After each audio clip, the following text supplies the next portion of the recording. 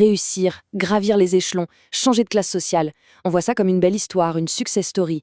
Mais si le plus dur, ce n'était pas d'y arriver, mais bien d'y rester, on va explorer ensemble les règles du jeu, souvent invisibles, de l'ascension sociale.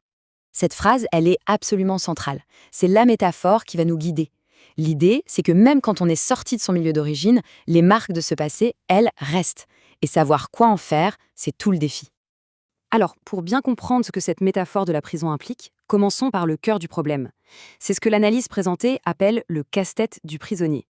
Imaginez un peu le tableau. On a bataillé pendant des années, on a réussi, et la première chose qu'on a envie de faire, c'est de raconter son histoire, de dire « voilà d'où je viens ». Sauf que, et c'est là tout le paradoxe, cet élan de sincérité se retourne contre soi. Au lieu de susciter l'admiration, ça crée de la méfiance, parfois même du rejet. C'est une frustration énorme.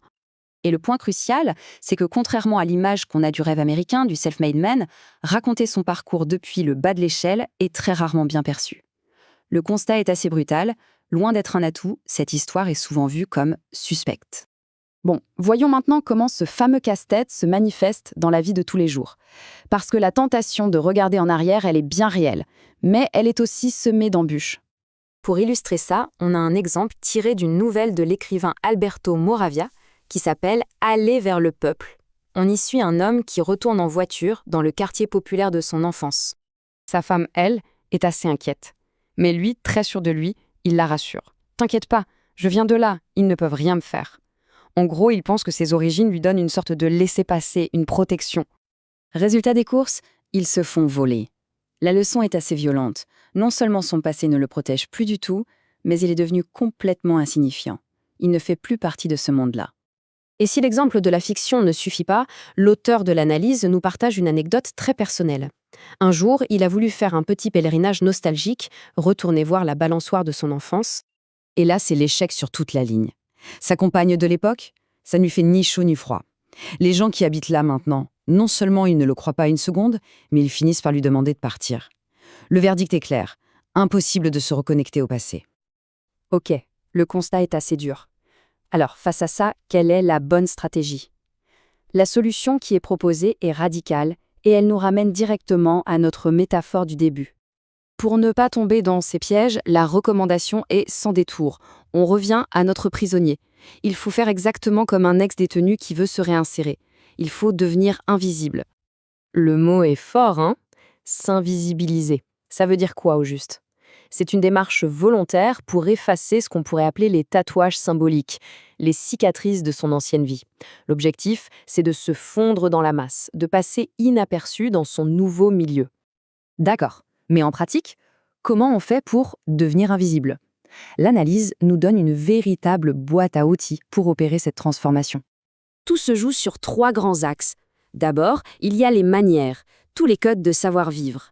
Ensuite, l'accent, qui est peut-être le marqueur le plus flagrant de nos origines.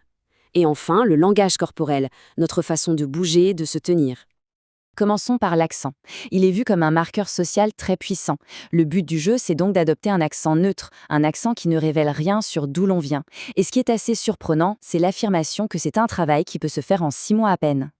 Pour ce qui est des manières, des codes sociaux, c'est paradoxalement plus facile aujourd'hui qu'autrefois. Pourquoi?